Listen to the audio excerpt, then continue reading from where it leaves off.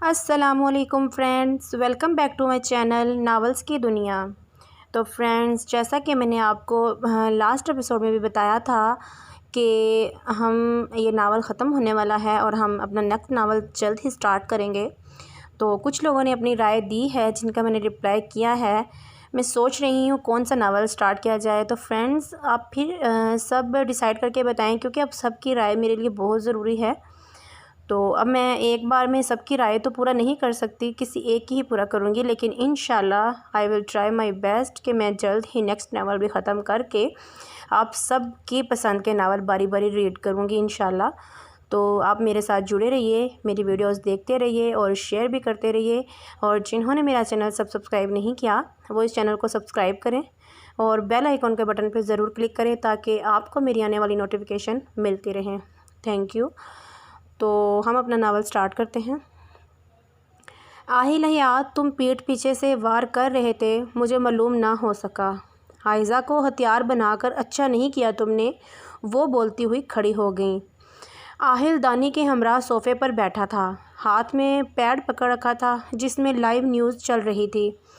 मैं आप सबको आगाह करना चाहता हूँ कि जिस किसी ने भी ये हरकत की है, मुझे बदनाम करने के लिए काम किया है। ये आप इस एक वीडियो को देखकर मेरी तमाम शख्सियत को तबाह नहीं कर सकते। और सबसे बड़ी बात, ये वीडियो एडिट की गई है, मैंने ऐसा कुछ भी नहीं किया। लेकिन सर, कौन आपके ख़िलाफ़ इस तरह के हमले कर रहा है मैं नहीं जानता। यकीनन कोई सियासी पार्टी होगी जिसे इलेक्शन हारने का खदशा होगा, तभी ऐसे ओछे हथकंडे इस्तेमाल कर रहे हैं। सर, वीडियो तो देखकर मालूम तो नहीं होता कि एडिट की गई हो। रिपोर्टर बोलकर ज़ुबैर को देखने लगी। सर, अपनी बात फिर से दोहराएं, आसिफ ने अकब से सरगोशी की। आजकल इतनी सफाई से ये काम होता है कि देखें, आप जैसे रिपोर्टर्स भी धोखा खा गए। मेरी साख्त तबाह करने के लिए ये सब किया जा रहा है। लोग मुझे जानते हैं। ज़ुबैर के अल्फाज मुंह में थे जब एक टमाटर इसके मुंह पर आ लगा।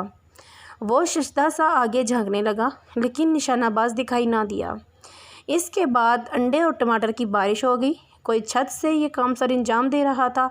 आसिम, देखो कौन है ये, ज़ुबैर कहते हुए मुड़ गए।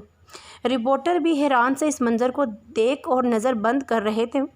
नाज़रीन, आपने देखा, अभी अभी ज़ुबैर रंधावा का टमाटर और अंडे मारे गए जब वो अपनी प्रेस कॉन्फ्रेंस में बात कर रहे थे। अवाम मुश्तइल हैं इनकी इस वीडियो पर। कुछ लोगों का तो कहना है कि ज़ुबैर रंधावा का सरेआम फांसी दी जाए ताकि लोग इबरत हासिल कर सकें। रिपोर्टर बोल रहा था, लेकिन आहिल ने बंद कर दी न्यूज़। आहिल हंस रहा था। दानी के दिल में ज़ुबैर के लिए नफ़रत दिन ब दिन बढ़ती जा रही थी। देख रही हो, आहिल ने इसके शाने पर बाजू रखता हुआ बोला। बिल्कुल ऐसा ही अंजाम होना चाहिए ऐसे लोगों का, दानी हकारत से बोली। इससे भी ज़्यादा बुरा अंजाम होगा, तुम देखना, आहिल स्क्रीन पर देखता हुआ बोला। दानी ने सर आहिल के शाने पर रख दिया। तुम ठीक हो? आहिल फ़िक्रमंदी से गोया हुआ। हाँ, मुझे क्या होना है, दानी सांस खारिज करती हुई बोली। नफ़रत भी थी, लेकिन तकलीफ़ भी। अपने बाप से ऐसे तवक्का नहीं थी उसे, और जब उम्मीद टूटती है तो तकलीफ़ भी बेहद होती है। वो फिर इसकी जानिब हुआ था। कल यूँ ही मत जाना तुम दानी, आहिल मुतफक्कर सा बोला। क्यों? दानी हैरत से बोली। तुम्हारी यूनी से कुछ फासले पर ग्राउंड है, वहाँ अवामी तहरीक का जलसा है, कोई बदनज़मी हो सकती है, तुम मुझे लेने आ जाना। वैसे भी पेपर हैं, जाना लाजमी है। दानी का सिरा अभी तक आहिल के शाने पर था। सर अभी तक आहिल के शाने पर था। ठीक है, मैं ख़ुद लेने आ जाऊँगा। आहिल इसका बायां हाथ अपने हाथ में लेता हुआ बोला, जो हाथ वो दानी के शाने पर रखे हुए था। नीला हीरा जगमगा रहा था। ये अंगूठी दानी के हाथ की जीनत बनी हुई थी। दानी का ध्यान रंग पर गया तो दिमाग में झमाका हुआ। आहिल, मुझे ज्वेलर के पास जाना है। दानी सर उठाकर इसे देखने लगी। खैरियत? आहिल की पेशानी पर लकीरें उभरी। मुझे तुम्हारे लिए रिंग लेनी है, बिल्कुल तुम्हारे डिम्पल जैसी, गंदी सी। आहिल मुस्कुराता हुआ दानी को देखने लगा। दानी शहादत की उंगली से इसके डिम्पल को छूने लगी। गंदी सी लेनी है तो फिर रहने दो। आहिल इसकी नाक से अपनी नाक रगड़ता हुआ बोला। जी नहीं, मुझे लेनी है। ठीक है, मैं कल बुला लूँगा ज्वेलर को। हर चीज़ उठाकर घर ले आओगे क्या, जैसे मुझे उठाकर लाए थे? बिल्कुल, तुम्हारे लिए सब कुछ घर में आ सकता है। हाँ, पता चले किसी दिन पूरा मुल्क हमारे घर में आ जाए। तुम पूरा मुल्क ना मंगवाना, मुझे मेरा आहिल मिल गया बस, और कुछ नहीं चाहिए। दानी इसके रुखसार पर हाथ रखती पेशानी इसकी पेशानी से टकरा गई। अच्छी बात है, आहिल मसरूर सा बोला, लेकिन मैं भी नहीं भूलूंगी तुमने मुझे गोली मारी थी। दानी आंखें बंद किए बोल रही थी। वो तो मजबूरी में मारी थी ना, आहिल मासूमियत से बोला। हाँ, तुम पर किसी ने गन रखी थी ना मजबूरी में, दानी हंकार भरते हुए बोली। मैडम, अगर मैं गोली ना मारता तो आज तुम मेरे साथ न होती। जो भी हो, जाहिलियात ने मुझे गोली मारी, देखना मैं हमारे बच्चों को भी बताऊंगी। दानी धमकाती हुई पीछे हो गई। आहिल लब दबाए मुस्कुराता हुआ इसे देखने लगा। हमारे बच्चों को क्यों? इनको भी तो मालूम होना चाहिए कि इनका बाप कैसा जालिम इंसान है। दानी नाक चुराती बोली। शौक से बताना, आहिल असर लिए बिना बोला। डीठपन में तो MBBS किया है ना तुमने, दानी जल कर बोली। आहिल मुस्कुराता हुआ खड़ा हो गया। अब कहाँ की तैयारी है? आहिल फ़ोन जेब में डाल रहा था जब उमैर की कॉल आने लगी। आहिल की पेशानी पर शनकें उभरी। हेलो उमैर, आहिल बोलता हुआ बाहर निकल गया। जनाब के मिजाज ही नहीं मिलते, दानी से बाहर जाता देखकर बोली।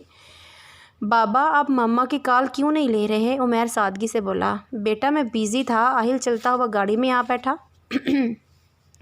रफ़ीक की तरफ आहिल फ़ोन कान से हटाकर बोला। ड्राइवर इस बात में सर हिलाता गाड़ी स्टार्ट करने लगा। अभी भी मैं ज़रूरी काम के लिए जा रहा हूँ। अच्छा, मुझे लगा आप नाराज़ हैं मामा से।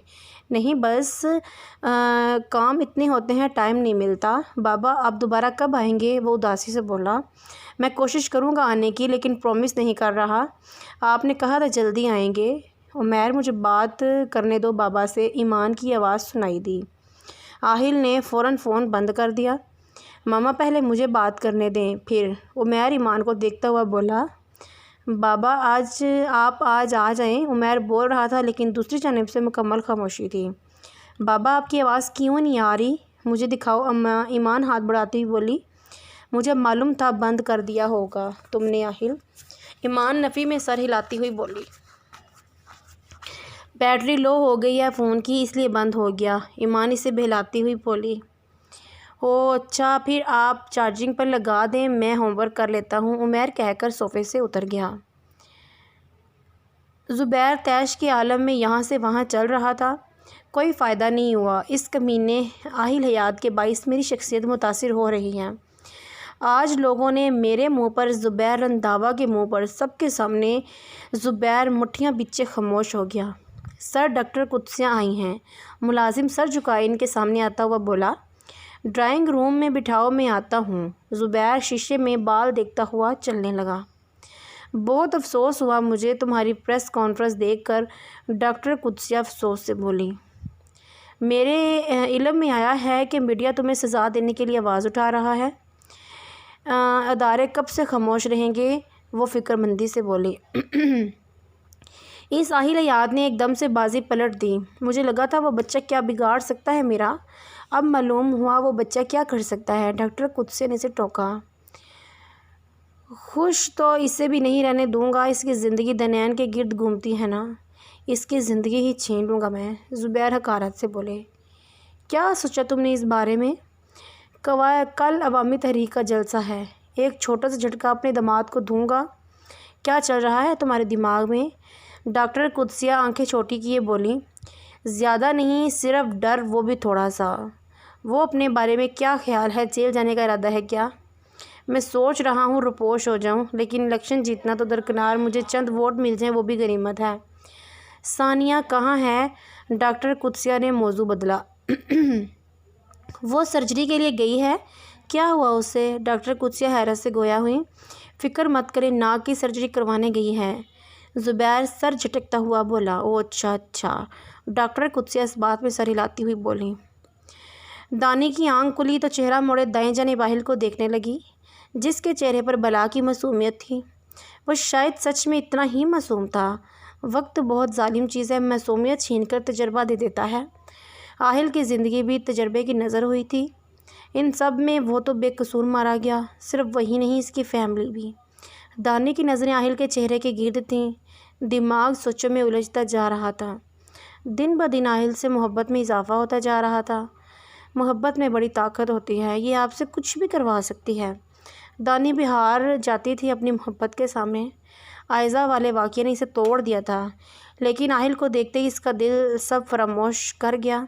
न जाने कैसे नशा था इसके इश्क का जो कुछ दिखाई ही ना देता था। दानी धीरे से मुस्कुरा दी। मेरा जाहिल हयात। दानी बोल तो इसकी जानिब झुकी। दिल शरारत पर मजबूर कर रहा था।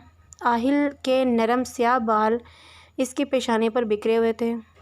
दानी आहिल की आदत को याद करती मुस्कुराने लगी।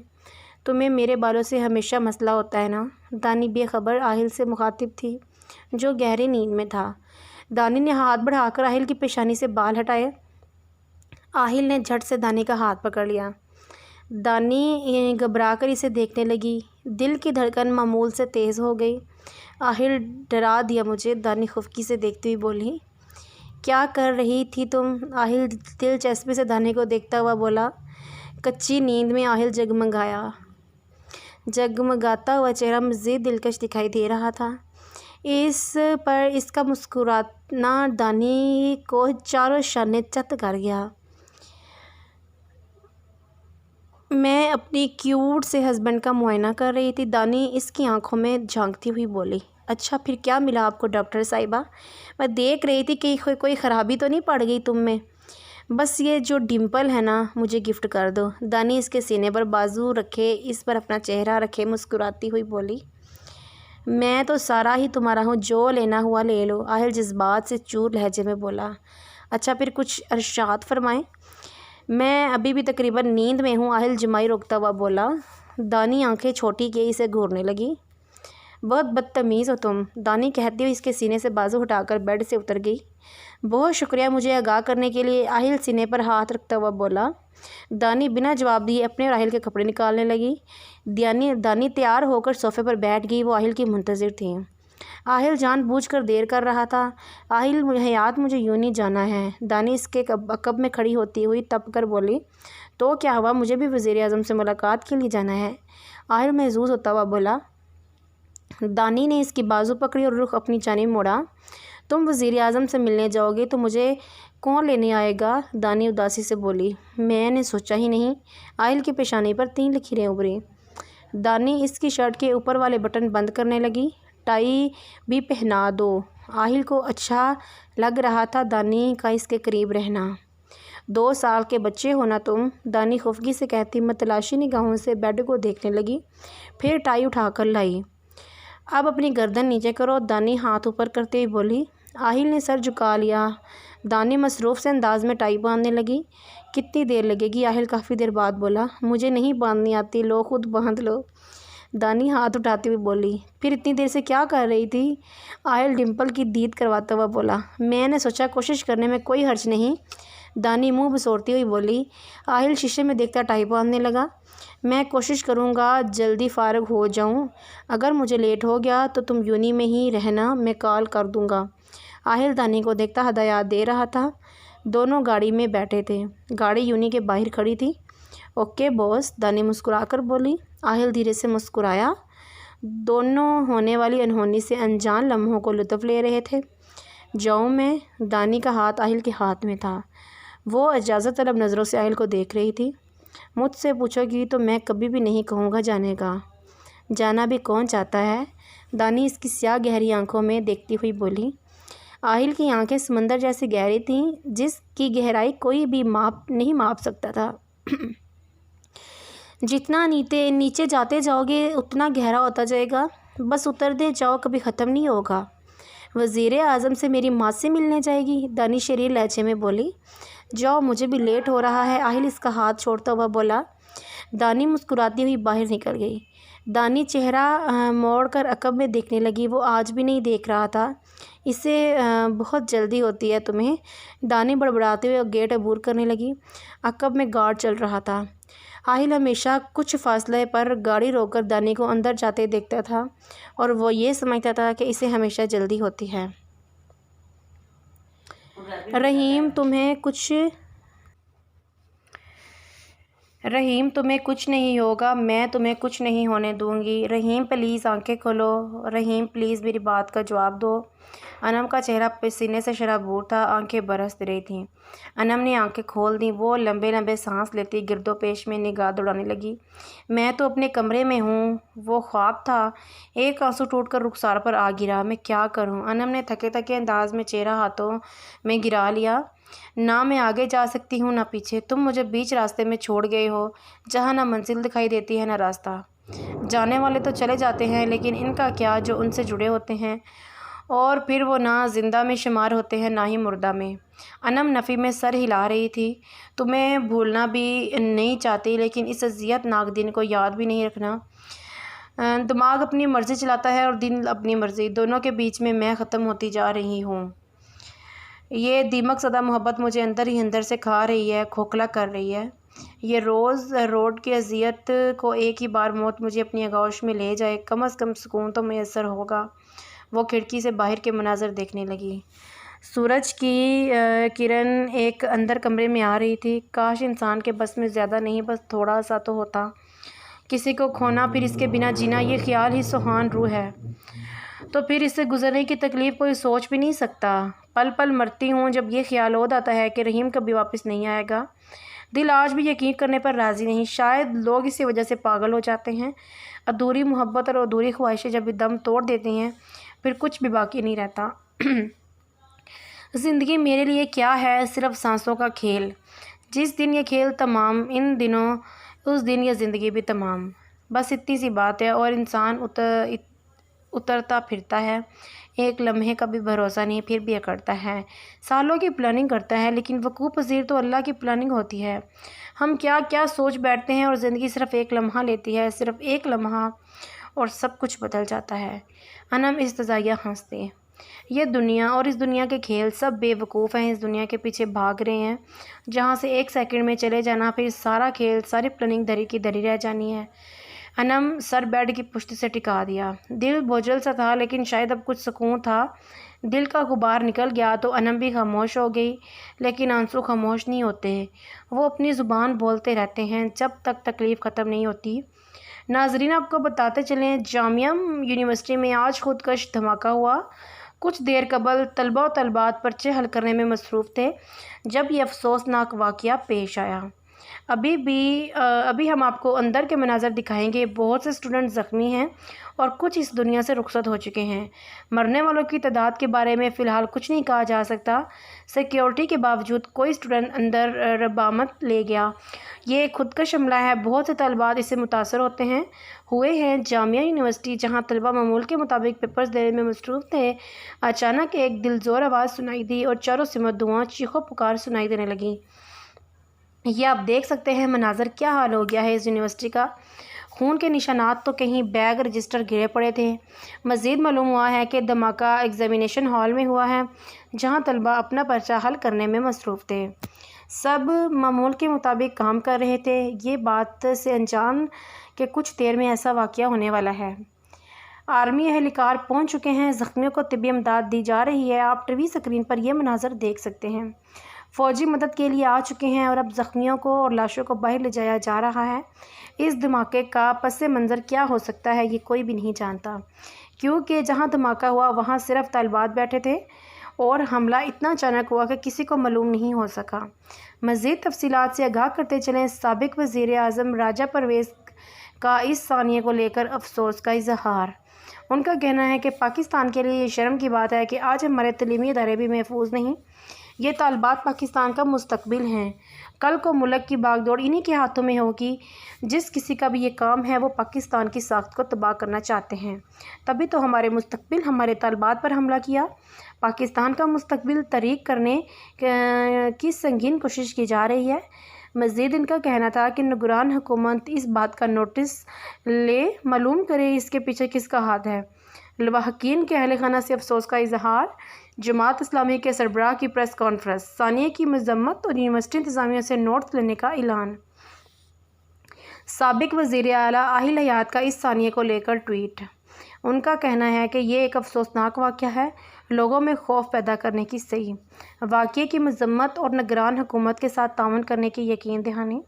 नाज़रीन, हमेशा की तरह कि आज भी सबसे आगे सबसे पहले हमले की तफसीलात से लेकर अंदर के मनाज़र तक सबसे पहले आपको आगाह किया। मज़ीद तफसीलात के लिए हमारा चैनल सब्सक्राइब करें और ये लम्हा ब लम्हा बाखबर रहें। मिलते रहें एक ब्रेक के बाद। आहिल को जैसे मालूम हुआ वो यूनी के लिए निकल गया। यूनी के बाहर अफरा तफरी मची हुई थी। सब यहाँ से वहाँ भाग रहे थे। रिपोर्टर्स अपनी कवरेज में महव थे। आर्मी एहलकार ज़ख्मी तलबात को बाहर ला रहे थे। ये मंज़र देखकर आहिल का दिमाग घूम गया। दानी, अल्लाह करे तुम ठीक हो। आहिल बोलता हुआ गाड़ी से निकला। सर, गार्ड्स इसके पीछे लपके। सर, आप अंदर नहीं जा सकते। आर्मी जवान ने आहिल को रोका। तुम हो कौन मुझे रोकने वाले? अंदर मेरी बीवी है और मैं अंदर नहीं जा सकता। आहिल इसे गिरबान से पकड़ता हुआ चिल्लाया। सॉरी सर, आप आए अंदर। कैप्टन सिकंदर आहिल को देखकर इसकी जानिब लपका। आहिल इसे झटके से छोड़ता तेज़ कदम उठाने लगा। साबका वज़ीर आला हैं वो। कैप्टन इसे घूर कर बोला। फ़ौजी एहलकार सपटा गया। यूनिवर्सिटी की शक्ल तब्दील हो चुकी थी। एक तरफ मलबा गिरा हुआ था जिसके नीचे आर्मी एहलकार तलबात को निकालने में मसरूफ़ थे। जगह जगह खून गिरा हुआ था। रजिस्टर, बैग, सब कुछ नीचे बिखरा हुआ था। सफ़े उड़ रहे थे। आहिल बालों में हाथ फेरता आस पास देख रहा था। सर, आप हमें अपनी वाइफ की तस्वीर दिखाएं। हो सकता है इन्हें बाहर ले जाया जा चुका हो। कैप्टन सिकंदर इसके सामने आता हुआ बोला। 1 मिनट दिखाता हूँ। आहिल को देखकर मालूम नहीं हो रहा था कि यह साबिक वज़ीर आला है। इस वक्त वो एक खौफसदा सा इंसान लग रहा था, बिल्कुल आम सा, जो किसी अपने को खोने के खौफ में गिरा था। चेहरे पर दुख और परेशानी के आसार थे। आंखों में फ़िक्र थी, लेकिन वो कहीं भी दिखाई नहीं दे रही थी। ना जाने किस्मत इन्हें आजमा रही थी या कोई दुख देने वाली थी। ये तस्वीर है, बताएं क्या आप इन्हें ले गए हैं? कैप्टन गौर से तस्वीर को देखने लगा। नहीं सर, ऐसी किसी लड़की को नहीं ले गए हम। ध्यान से देखें या फिर किसी और से पूछें, हो सकता है आपने देखा ना हो। आहिल की जान मानो अब निकलती। सर, मैं गेट पर हूँ और जितने तलबात को ले जाया गया है मैंने चेक किया है। शायद वो अंदर ही हो, आए देखते हैं। वो आहिल के शाने पर हाथ रखता हुआ बोला। आहिल का ज़ब्त जवाब देता जा रहा था। दिल किसी अनहोनी की रवादात सुना रहा था। आहिल बमुश्किल आंसुओं को बहने से रोक रहा था, लेकिन ज़्यादा देर वो इस काविश में कामयाब नहीं हो सकता था। आहिल कैफ़े में आ गया, लेकिन यहाँ भी दानी का नामो निशान नहीं था। कहाँ जा सकती है? आहिल पेशानी मसलता हुआ बोला। सर, ऐसा करें, आप वेट करें जब तक तमाम तलबात को निकाला नहीं जाता, क्योंकि ज़्यादातर तलबात एग्ज़ामिनेशन हॉल में थे और अभी भी वहीं कुछ तलबात हैं। आहिल ने तैश में इसका हाथ झपटा। आपका मतलब है मैं अपनी बीवी की मौत की खबर सुनने का इंतज़ार करूं? आहिल इस पर बरस पड़ा। सर, ज़िंदगी और मौत तो अल्लाह के हाथ में है, हम क्या कर सकते हैं भला? मेजर ने समझाना चाहा। बच्चा नहीं हूँ और अभी के अभी मुझे मेरी बीवी सामने चाहिए, वरना। आहिल इसका गिरबान पकड़ता हुआ बोला।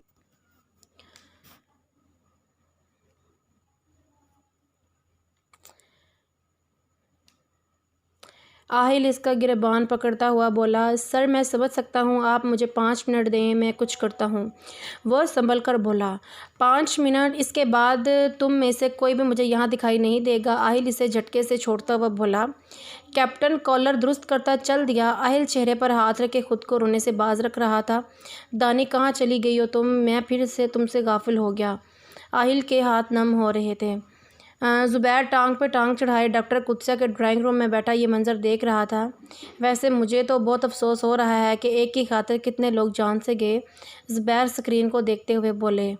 इस सब का क्या फ़ायदा? डॉक्टर कुत्सिया तीखे तीवर लिए बोली। डर। ज़ुबैर इन्हें देखता हुआ बोला। अब तो वो दानी को बिल्कुल भी नहीं निकलने देगा, अहमक। डॉक्टर कुत्सिया को इसकी अकल पर शुबा हुआ। हो सकता है दनैन बेचारी भी इस हादसे की लपेट में आ गई हो। वो चेहरे पर मजलूमियत से जाए बोल रहे थे। डॉक्टर कुत्सिया सर झटकती कॉफ़ी पीने लगी। आयज़ा वापस नहीं आई? ज़ुबैर ने मौजू तब्दील किया। नहीं, फ़ोन भी बंद कर रखा है, बेवकूफ़ लड़की ने इस साहिल हयात की बातों में आकर। डॉक्टर कुत्सिया खौफ से बोली। तो आपने ढूंढने की कोशिश नहीं की? ज़ुबैर को हैरत हुई। कुत्तों की तरह मेरे आदमी इसे ढूंढ रहे हैं, लेकिन खुदा जाने कौन सी बिल में छुप कर बैठी है। मुझे तो दिन रात इसी की फ़िक्र खाई जा रही है, कहीं कुछ गलत ना हो जाए इसके साथ। वो मुतफक्कर सी बोली। लॉन्च में पड़ा फ़ोन रिंग कर रहा था। मुलाजिम आसपास देख रहे थे। ना सर हैं घर में, ना ही मैडम। लैंडलाइन पर कम ही किसी का फ़ोन आता था। कुछ सोचकर इसने फ़ोन उठा लिया। जी कौन? ये आहिल हयात का नंबर है। मुकाबिल तेज़ तेज़ बोल रहा था। जी आप कौन? मुझे आहिल हयात से बात करनी है अभी, लेकिन सर तो घर पर नहीं है, आप दोबारा फ़ोन कर लेना। ठीक है, मैं दोबारा फ़ोन कर लूँगा, लेकिन तुम अपने सर को बता देना कि उनके लिए फ़ोन आया था। और याद रहे ये कहना मत भूलना कि नहायत अहम है, इनके लिए वजूहात मैं करना चाहता हूँ। जी सर, मैं कह दूँगा। दूसरी जानब से बिना कुछ कहे फ़ोन बंद हो गया। वो शाने चकाता अपने काम को चल दिया। शहर में जगह जगह नाकाबंदी लगा रखी थी। हसास इलाकों में आर्मी एहलकार तैनात थे। अनम सजदा से इस न्यूज़ को देख रही थी। ये तो दनैन की यूनी है। वो मुंह पर हाथ रखे स्क्रीन को देख रही थी। ओह वो माय गॉड, दनैन को कुछ हो तो नहीं गया? अनम बोलते हुए नंबर डायल करने लगी। दनैन फ़ोन उठाओ। बेल जा रही थी लेकिन इसने अटेंड नहीं की। अनम कुछ सोचकर आहिल का नंबर मिलाने लगी, लेकिन वहाँ से भी नाकामी हुई। हाँ, रफ़ीक का मिलाती हूँ। अनम फ़ोन कान से लगाए मुंतज़िर थी। स्पीकर पर रफ़ीक की आवाज़ उभरी। हेलो रफ़ीक, दनैन कहाँ है? मैं इसे फ़ोन कर रही हूँ, वो ठीक है? अनम फ़िक्रमंदी से बोली। मैम, अभी तक दनैन मैडम का मालूम नहीं हो सका। मैं किसी काम के लिए शहर से दूर आया हूँ, सर ढूंढ रहे हैं इन्हें। अनम ने अच्छा कहकर फ़ोन बंद कर दिया। अल्लाह करे दनैन ठीक हो। अनम के लबों पर से बेसाख्ता दुआ निकली। आहिल पागलों की तरह यूनी में घूम रहा था, लेकिन दानी को कुछ मालूम नहीं हो सका। वो चलता हुआ यूनी के अकबी हिस्से में आ गया।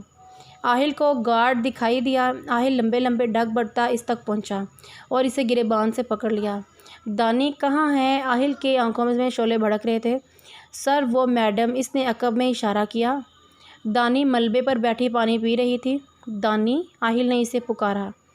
आहिल की हालत ऐसी थी मानो किसी ने तपते सहरा में पानी की बूंद पिला दी हो। मनूर की हवा सांस बहाल हुई। दानी चेहरा मोड़कर इसे देखती हुई खड़ी हो गई। नम आंखों से आहिल को देखती हुई इसकी जानिब आई और आहिल के सीने से लग गई। तुम इतनी देर से क्यों आए हो? दानी अश्क बहाती हुई बोली। दानी के आंसू आहिल की शर्ट में जज़ब हो रहे थे। आहिल दानी की कमर पर अपने हाथ रखे दोनों हाथ से इसके बाल से हिला रहा था। आहिल के आंसू दानी के बालों में जज़ब हो रहे थे। मैं कब से तुम्हें ढूंढ रहा हूँ दानी, तुम्हें कॉल्स भी की थी गार्ड ने। दानी इससे अलग होती खुफगी से बोली। मेरा फ़ोन पता नहीं, शायद साइलेंट पर है। आहिल इसे सर ता पैर देखता हुआ बोला। दानी की पेशानी पर खून जमा हुआ था। ये चोट? आहिल इसके ज़ख़म को उंगली से छूता हुआ बोला। वो मेरा पाँव स्लिप हो गया था तो गिर गई। तुम ठीक हो ना दानी? आहिल मुतमईन नहीं हुआ था। मैं बिल्कुल ठीक हूँ आहिल, दानी मुस्कुराकर बोली। शुक्र है, मेरी तो जान ही निकल गई थी। आहिल इसे अपने साथ लगाता हुआ बोला। दानी इसकी फ़िक्र पर धीरे से मुस्कुरा दी। गार्ड को भी चोटें लगी थीं। चलो घर चलते हैं। आहिल इसके सर से बाल हटाता हुआ बोला। हाँ चलो, दानी कदम उठाती हुई बोली। तुम यहाँ से सीधा पहले हॉस्पिटल जाना, मरहम पट्टी करवा के फिर आना। आहिल गार्ड को देखता हुआ बोला। जी सर। वो इस बात में सर हिलाता इनके आगे चलने लगा। आहिल दाने का हाथ पकड़े पुरसुकून सा चल रहा था। पहले वाली फ़िक्र और परेशानी कहीं दबक कर बैठ गई थी। गेट पर इन्हें कैप्टन सिकंदर मिल गए। सर मिल गई आपकी वाइफ? मुस्कुराता हुआ बोला। जी। आहिल भी जवाबन मुस्कुराया। आपको जहमत हुई, माजरत। वो हाथ आगे करता हुआ बोला। माजरत की ज़रूरत नहीं, बस मामला बीवी का था। आहिल मुसाफा करता हुआ बोला। खुदा हाफिज़ सर। वो सर हिलाता हुआ बोला। खुदा हाफिज़। आहिल कहकर चलने लगा। आहिल ये तुम्हारे दोस्त थे? दानी चेहरा मोड़कर इन्हें देखने लगी। नहीं, तुम चेहरा सामने करो, आहिल कफगी से बोला। यार वद्दा। दानी इसकी जलसी पर मुस्कुराने लगी। मुझे आर्मी वाले बहुत पसंद हैं, दानी गाड़ी में बैठती हुई बोली। लेकिन तुम्हें तो सियासत वालों के साथ ही रहना है, आहिल इसकी नाक दबाता हुआ बोला। ड्राइवर इन्हें देखकर गाड़ी भगाने लगा। हादसे के बाइस मामूल से ज़्यादा ट्रैफिक थी। इनकी गाड़ियों के आगे पीछे गार्ड्स की गाड़ियाँ थीं। मुझे सियासत बिल्कुल भी नहीं पसंद, दानी नाक चढ़ाकर बोली। लेकिन ये सियासी बंदा तो पसंद है ना? आहिल इसकी जानिब रुख किए हुए बोला। ये तो बहुत पसंद है। दानी का चेहरा खिल उठा। आहिल मुस्कुराता हुआ डिम्पल फिर से ओद आया। आहिल तुम सियासत छोड़ दो, दानी इल्तिजाई अंदाज में बोली। तुमने कहा और मैंने मान लिया। छोड़ दी सियासत और कुछ? आहिल इसके ग्रे आंखों में देखता हुआ बोला। हमेशा ऐसे ही रहना, दानी ने कहकर इसके शाने पर सर रख दिया। आहिल ने इसके बाएं हाथ की उंगलियों में अपने दाएं हाथ की उंगलियां फंसा लीं। लेकिन तुम भी तो पेपर्स देने गई थी ना? आहिल अपना और दानी का हाथ देखता हुआ बोला, मैं पहले निकल आई थी, चक्कर आ रहे थे मुझे, अंदर घुटन महसूस हो रही थी, इसलिए जल्दी जल्दी करके बाहर निकल आई। अच्छी बात है, मैंने डॉक्टर को मैसेज कर दिया है, वो पट्टी भी कर देगा, तुम्हें चेक भी कर लेगा। सुबह क्यों नहीं बताया तुमने मुझे? आहिल चेहरा मुड़े दानी को देखने लगा। दानी आंखें बंद किए हुए थी। सुबह तो कुछ भी नहीं था, शायद पेपर देखकर। दानी शरारत से बोली, देर तक पढ़ती रहती हो, शायद इसीलिए हो रहा है। हाँ, कल रात भी बस 1 घंटा सोई थी मैं, दानी याद करती हुई बोली। आहिल का फ़ोन रिंग करने लगा तो दानी का हाथ आज़ाद करता हुआ फ़ोन निकालने लगा। हाँ रफ़ीक, कहाँ हो तुम? सर मैं बस पहुँचने वाला हूँ। अनम मैडम का फ़ोन आया था, दनैन मैम का पूछ रही थी। हाँ दानी ठीक है, मेरे साथ है, तुम बता देना उसे। जी सर ठीक है, मैं फिर आता हूँ घर। ठीक है, आहिल ने कहकर फ़ोन बंद कर दिया। फीमेल डॉक्टर थी जिसने दानी की पट्टी की, जरूर बताइएगा, क्योंकि आहिल याद किसी मर्द को बर्दाश्त नहीं कर सकता था। दानी को हाथ लगा। जो लोग नावल पढ़ने के शौकीन हैं, नींद ना लेने के बाद चक्कर आ रहे थे, नींद पूरी करे ठीक हो जाएंगी, वो आहिल को बता रही थी। तो हम अपना नावल शुरू करते हैं। आपको बाहर तक छोड़ आएगा। आहिल रफ़ीक को इशारा करता हुआ बोला, वो आहिल तुम्हें क्या लगता है ये हमला किसने करवाया होगा? इसलिए दानी बेड पर टेक लगाए बैठी थी। हो सकता है जुबैर का काम हो, लेकिन वो ये सब करेगा इसकी तवक्का नहीं थी मुझे। आहिल मैंने तुमसे कुछ भी नहीं मांगा, पहली बार मांग रही हूँ, प्लीज इनकार मत करना। दानी तुम्हें लगता है मैं इनकार करूँगा? जो चाहिए बोलो। आहिल नरमी से बोला। देखती खड़ी हो गई, तुम तो फ्रेश लग रही हो। प्लीज इजाजत दे दो, डॉक्टर कुत्से के खिलाफ जो प्लान बनाया है। आहिल इस औरत ने एक के साथ नहीं, न जाने कितनी लड़कियों के साथ गलत किया, और हम कैसे इसे बेपर्दा करेंगे। आहिल इसने बहुत सी जिंदगियां तबाह की हैं। दानी मैं तुम्हारे लिए कोई रिस्क नहीं ले सकता, चाहे डॉक्टर कुत्सिया से बदला ना लो, लेकिन तुम्हें नहीं। आहिल नफी में सर हिलाता हुआ बोला, आहिल किसी न किसी को तो रोकना पड़ेगा, वरना वो इसी तरह मजीद लड़कियों को निशाना बनेगी।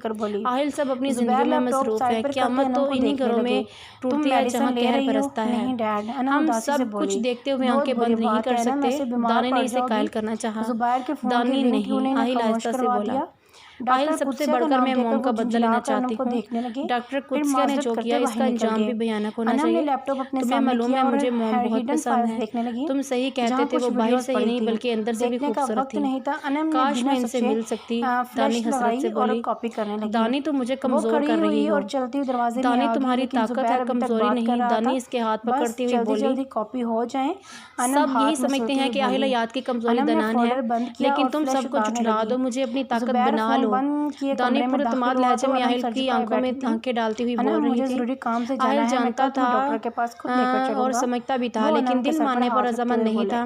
दानी को खुद से दूर करना मौत को दावत देना था। आहिल प्लीज एक चीज मुझे दे दो, कभी कुछ नहीं मांगूंगी। दानी इल्तिजाई अंदाज में बोली, अच्छा ठीक है, कर लो अपनी मर्जी। आहिल खवा खपा सा बोला, ऐसे नहीं, ठीक से बोलो। ठीक है, आहिल मुस्कुराकर बोला तो डिंपल गुदगुदाने लगा, लेकिन दिल में हजारों खदशे थे। दिल और दिमाग की जंग में इस बार जीत दिमाग की हुई थी। तुम सो जाओ, अब आराम करो। आहिल इसके रुखसार पर हाथ रखता हुआ बोला। दानी धीरे से मुस्कुरा दी, मैं रफीक से मिलने जा रहा हूँ। मुझे आहिल को कोट बदलता हुआ बोला, लाइट ऑफ कर दूं? आहिल दरवाजे के पास पहुंचकर बोला, हाँ कर दो। दानी लेट चुकी थी। आहिल मुस्कुराकर लाइट ऑफ करता बाहर निकल गया। सर आपके लिए कोई कॉल आ रही है। रफीक की पेशानी पर शनकें उभरी। कहाँ? आहिल इसके हमरा चलता हुआ बोला, सर लैंडलाइन पर। नाम नहीं बताया, आपसे बात करना चाहता है, मिलाओ नंबर। आहिल सोफे पर बैठता हुआ बोला। रफीक ने रिसीवर इसे पकड़ा दिया। जब आहिल हयात बोल रहा हूँ मैं, आहिल फोन कान से लगाता हुआ बोला, लेकिन आहिल मेरे पास तुम्हारे लिए कुछ है क्या? आहिल की पेशानी पर बल पड़ गए। मैं मिलना चाहता हूँ तुमसे, ये सबूत अब तुम्हारे हवाले कर देना चाहता हूँ। आहिल सीधा हो गया, कौन सा सबूत? जहाँ कहोगे मैं मिलने आ जाऊंगा, लेकिन कॉल पर नहीं बता सकता। एक काम करो, मेरे घर आ जाओ। आहिल पेशानी मसलता हुआ बोला, ठीक है मैं आ जाता हूँ, कब तक आओगे? बस कुछ ही देर में। ठीक है, आहिल ने कहकर फोन रख दिया। कौन था सर? रफीक तजस्सुस से बोला। पता नहीं किसी सबूत की बात कर रहा है। आई का तो मालूम होगा। सर आपने इसे घर बुला लिया। रफ़ीक को हैरत हुई। रफ़ीक जिसके पास लैंडलाइन का नंबर है, इसका मतलब वो जानता है मुझे। मेरे बचपन से यही नंबर चल रहा है, जानते हो ना। आहिल इसे देखता हुआ बोला, जी सर मैं खुद देखूंगा, इसे फिर अंदर लाऊंगा। हाँ तुम अपनी तसल्ली कर लेना। आहिल इस बात में सर हिलाता कॉन्फ्रेंस रूम में चल दिया। कुछ ही देर में एक उम्र रसीदा शख्स रफ़ीक के हमरा नमदार हुआ। हेलो आहिल, वो मुसाफा करता हुआ बोला। आहिल ने हाथ से कुर्सी पर बैठने का इशारा किया। आहिल के दाएं जानब कुर्सी पर बैठ गया।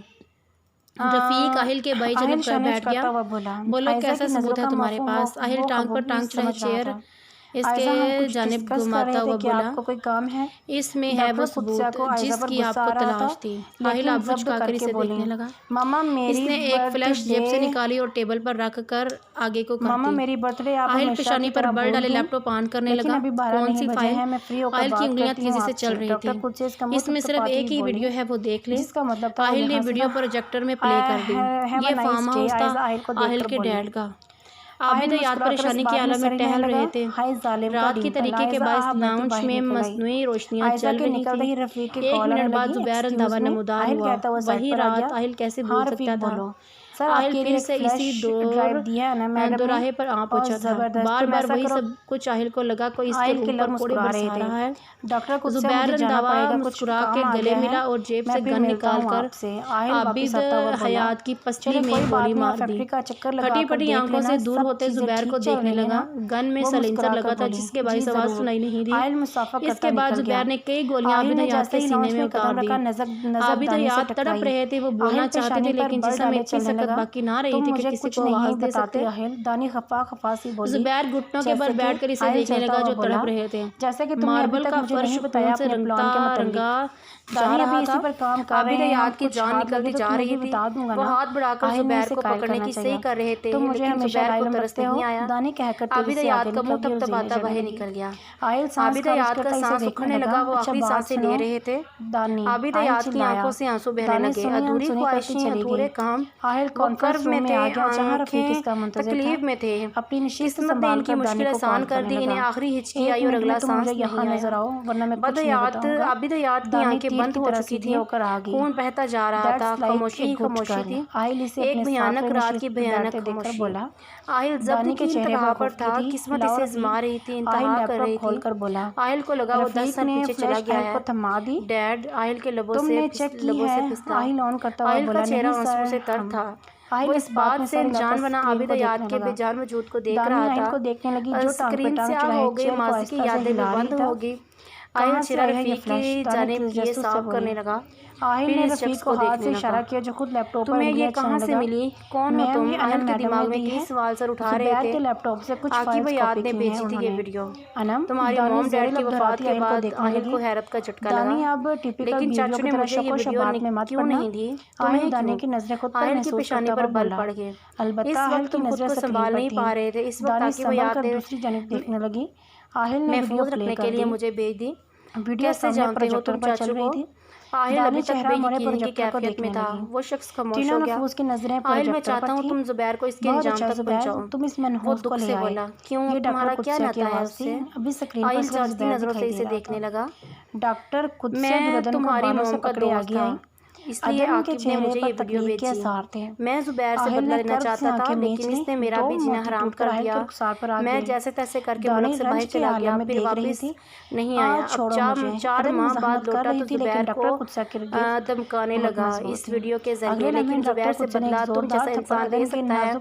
तुम्हारी हुकूमत भी तुम्हारी हाथ में पावर थी। मेरे पास इस वीडियो के सिवा कुछ भी नहीं था। अगर मैं खुद डील करता तो शायद मुझे मौत की नींद सुला देता। इसीलिए अब तुम्हें तुम्हारी अमानत सौंप दी है। बदला क्यों लेना चाहते थे? आहिल इत्मीनान से बोला। वो सांस खारिज करता आहिल को देखने लगा। मैं दुर्दन को पसंद करता था और जो हाल जुबैर रंधावा ने इसका किया कोई भी बर्दाश्त नहीं कर सकता। इसीलिए अपनी बीवी को छोड़कर तुम्हें ये देने आया हूँ। मतलब मेरी बीवी को कैंसर तशखीस हुआ है, इसलिए मुझे वापस जाना पड़ा। अभी भी इलाज जारी है, लेकिन मैं ये तुम्हें अपने हाथ से देना चाहता था, इसीलिए खुद देने आया हूँ।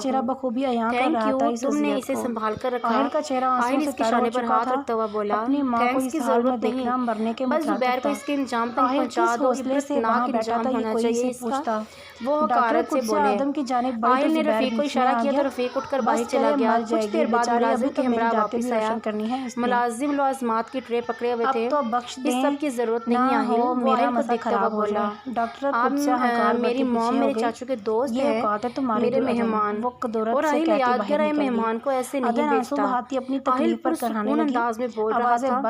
वो आहिस्ता से मुस्कुराने लगा। आहिल वापस कमरे में आ गया। ज़ुमैर, तुम्हारी फांसी का फंदा तो मेरे हाथ आ चुका है, तुम देखना ज़िंदगी तंग कर दूंगा। आहिल घर से बाहर नहीं निकल सकोगे। आहिल तैश से बोल रहा था। दानी सो रही थी। आहिल दानी के सरहाने बैठ गया। लोग सोचते हैं आहिल याद दानी के लिए पागल क्यों है। वो दानी के हाथों बालों में उंगलियां चलाता हुआ बोल रहा था, लेकिन मेरी मोम का इंतखाब है दानी। जितनी मोहब्बत मैं अपनी मोम से करता हूँ, मैं कैसे डाल देता इनकी ख्वाहिश, इनका एहतराम मुझ पे फर्ज था। फिर तुम्हें तो यहाँ आना ही था, चाहे वो वाक़या पेश आता या नहीं। आहिल के नज़रें दानी के चेहरे पर रोशन थी। सुरमई आंखें पर्दे में थी। कैसा बेटा हूँ मैं दानी, कैसा बेटा हूँ। आहिल सिसकता हुआ बोल रहा था। मेरी जंगली बिल्ली, आहिल धीरे-धीरे बोल रहा था। इनका बेटा बहुत बुरा है। बोलते-बोलते इसके लबों पर मुस्कुराहट नहीं समझ सका। आहिल ने बेड की पुश्त से सर लगा दिया। नहीं आहिल, तुम बुरे नहीं हो, तुम दानी जमाई रोकती अपने बाएं जनब देखने लगी जहाँ आहिल बैठा बैठा ही सो गया था। दानी बमुश्किल वो मेरा जाहिल याद रोने से बाज रखती हुई दानी इसे देखती हुई आहिल का मोश अगर आवाज दी तो आहिल जाग जाएगा। दानी मुंह पर उंगली रखकर सोचने लगी। जिससे वो गुज़श्ता दानी बेड से उतरी तो आहिल सुनकर आहिल ने आंखें खोल दी। अपनी लपेट में बाज तुम जाग रहे थे। दानी स्लीपर पहनकर इसकी जाने पाई। अपनी ताकत पता ही नहीं चला कब आंख लग गई। तुमने मुझे ज़ेर किया, वैसे ही तुम दानी बगौर से देखती हुई कमजोर नहीं पड़ सकते। नहीं ज़रूरत नहीं, मैं ठीक हूँ आहिल कहकर उतर गया। तुम ठीक कह रही हो। डीटो मेरी बात तो नहीं मानने का अकल किया तुमने। दानी खुफकी से देखती हुई अलमारी खोलकर खड़ी हो गई। आंखों में तुम्हें दिखाने के लिए कुछ है मेरे पास। दानी पर नजर डाले बगैर उठा और तेज से कदम उठाता बाहर निकल गया। आहिल तौलिए से चेहरा खुश करता हुआ बोला, ऐसा क्या है होगा। दानी चेहरा मोटी से देखने लगी। आहिल का लैपटॉप और फ्लैश उठाया हुआ कमरे की जानिब चल गई। अच्छा ठीक है। आहिल की तकलीफ न काबिल बर्दाश्त थी। दानी मुंह मोड़कर खड़ी हो गई। मेरे लिए ये सब मैं इंतजार कर रहा पर क्या गुजर रही होगी। दानी कमरे में आ गई। एहतियात से लैपटॉप पर फ्लैश अब तुम्हें इसके पास भेजने की जरूरत नहीं। वॉशरूम में जाकर चेहरे पर छींटे मारे और तौलिया पकड़े बाहर निकल आई। दानी की नजरें हनूर स्क्रीन पर थी। तुम दोनों को लेकिन आहिल मेरी मोम को तो बच जाएगी। दानी इसकी जानिब चेहरा मोड़ती हुई बोली, इनके साथ ऐसा सलूक आहिल के लिए भी कोई ना कोई हल निकल आएगा। दस्ताने पहने बॉक्सिंग कर रहा था। इसके लिए भी कोई ना कोई हल निकल आएगा, लेकिन तुम्हें इसके पास भेजना कहाँ की अक्लमंदी है। आहिल हर गुजरता पतन की तकलीफ याद दिला रहा था। Aahil you can't do this, मुझे पता नहीं कैसे सब कुछ तुम अकेले क्यों करोगे। दानी बुरा मान गई। इसीलिए वो सब कह दिया। सवाल तुम्हारी जिंदगी का है। हाँ मैं बहुत खुदगर्ज हूँ, तुम्हारे बगैर नहीं रह सकता। तुम्हें खोने का तसव्वुर भी नहीं कर सकता। आहिल तुम्हें खुद पर यकीन हो या ना हो, लेकिन मुझे यकीन है। तुम मुझे क्यों नहीं होने दोगे। दानी घुटनों पर इसका हाथ पर हाथ रखते हुए दबाव डालते हुए बोली। आहिल इसकी सुरमई आंखों में देख रहा था। इस लंबे से टेबल पर जिसकी आईने के सामने खड़ी बाल की दो कितारें थी, सिर्फ यही दो नफूस बैठे थे। आहिल हमेशा की तरह सरबराही कुर्सी पर और दानी इसकी बाएं जानब वाली कुर्सी पर। नीम तरीकी में इसे आहिल दिखाई दिया। दीवार के साथ टेक लगाई। दानी तुम क्यों जिद करती हो। आहिल मजबूर होकर बोला। आंखें रगड़ती वो आहिल की जानिब चलने लगी। क्योंकि तुम मेरी बात नहीं मानते। दानी खफा सी बोली। तुम्हें अपनी सलाहियतों पर भरोसा नहीं है क्या। दानी हर चीज ठीक है, लेकिन तुम पर आकर। आहिल बात अधूरी छोड़कर नफी में सर हिलाने लगा। मैंने तुम्हें बोला था कि एक चीज तुमसे मांग रही हूँ, अब तुम्हारी मर्जी। दानी बोलती हुई खड़ी हुई और एक नजर आहिल पर डाली और दरवाजे की जानिब कदम बढ़ाने लगी। आहिल बेबसी से इसे जाता देखने लगा। नाजरीन, आपको सुबह के वाक़े के मुतालिक आगाह करते चले। मरने वालों की तादाद 25 हो गई है और जख्मियों की तादाद 50 से तजावज़ कर गई है। जामिया यूनिवर्सिटी में पेश आने वाला ये वाक़या जिसने सबको हिलाकर रख दिया। कई घरों के चिराग बुझा दिए। कुछ तलबा तो अपने माँ बाप की इकलौती औलाद थे। जुबैर ने बटन दबाकर LED बंद कर दी। डॉक्टर खुद से फ़ोन पर महव थी। आयजा बेटा मेरी बात तो सुनो। मम्मा मुझे आपसे कोई बात नहीं करनी और बेहतर होगा आप दोबारा मुझे कॉल ना करें। मर गई आप मेरे लिए। वो रोती हुई बोली, फिर कैसे मेरी जान ऐसे नहीं बोलते, तुम मुझे वजाहत आपसे मैं वजाहत तलब करूं?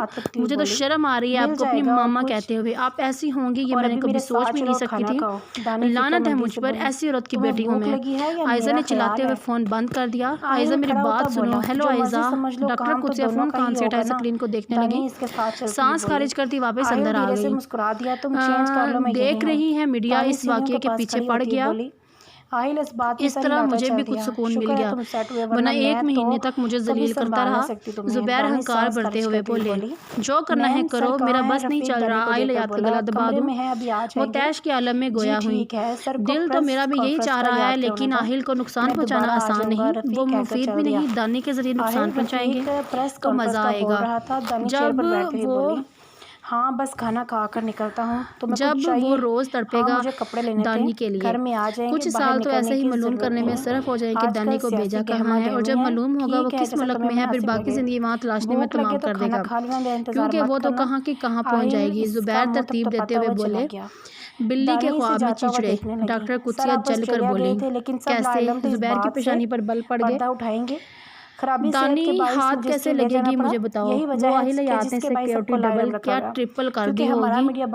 मेरे बुलावे पर तो नहीं आए, दानी नहीं आएगी, लेकिन सानिया के बुलाने पर आ जाएगी। ज़ुबैर सोचता हुआ बोला, आहिल फिर भी तुम्हें जाने नहीं देगा। जब सानिया बिस्तर मर्ग होगी ना, दानी अपनी माँ को देखने भी ना आएगी। वो भी इसी से बोले, तुम सानिया के साथ क्या करोगे? वो शस्ता से गोया हुई, नहीं करूँगा कुछ नहीं, लेकिन दानी जो झूठी खबर मिलेगी तो बस इसे बाहर ही तो निकालना है। वो शातराना मुस्कुराहट लिए बोले, जी मैं इंशाल्लाह और सानिया मान जरूर हिस्सा लूंगा। अभी फ़ोन कर लेते हैं। ज़ुबैर फ़ोन निकालता हुआ बोला, कमीने इंसान में तुम्हें क्या समझती थी और तुम क्या निकले? ये जो रातों को काम का बोल कर जाते थे, यही सब करते थे तुम। सानिया फ़ोन उठाते हुए फट पड़ी, ये सब फजूल बकवास है, तुम लोगों की बातों पर एतबार कर रही हो।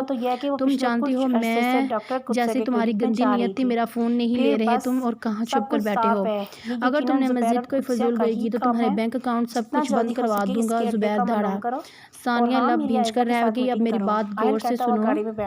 ज़ुबैर अहंकार बढ़ते हुए बोले, आहिल ये सुनो, दानी से कुछ देर कबल की रिकॉर्ड की गई कॉल सुनने लगी। डैड मुझे बुला रहे हैं, तुम रेडी हो? दानी से देखती हुई बोली, हाँ सब कुछ तैयार है, एक चुप लगाऊंगा मैं जिससे हम तुम्हारी लोकेशन ट्रेस करते रहेंगे। ठीक है फिर। दानी धीरे से मुस्कुराई, लेकिन आहिल मुस्कुरा नहीं सका। आहिल सांस खारिज करता कमरे से बाहर निकल गया। आहिल अभी टेरेस पर आकर खड़ा हुआ ही था कि इसका फोन रिंग करने लगा।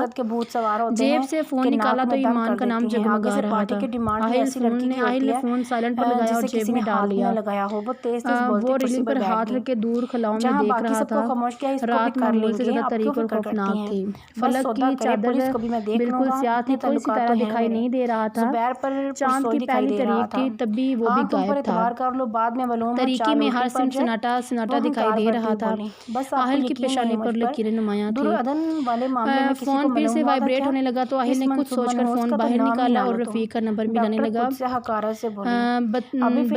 बनाता खैर किए बिना तखैर किए रफीक ने कॉल अटेंड कर ली। जी सर रफीक, चाची का फोन आ रहा है मुझे काफ़ी दिनों से, तुम इन्हें कह दो कि आहिल बिजी है, और ये भी कि वो उमैर को समझा दें, फिलहाल मैं नहीं आ सकता इससे मिलने। जी सर मैं बोल देता हूँ, रफीक ताबेदारी से बोला। आहिल ने मजीद बिना कुछ बोले फ़ोन बंद कर दिया।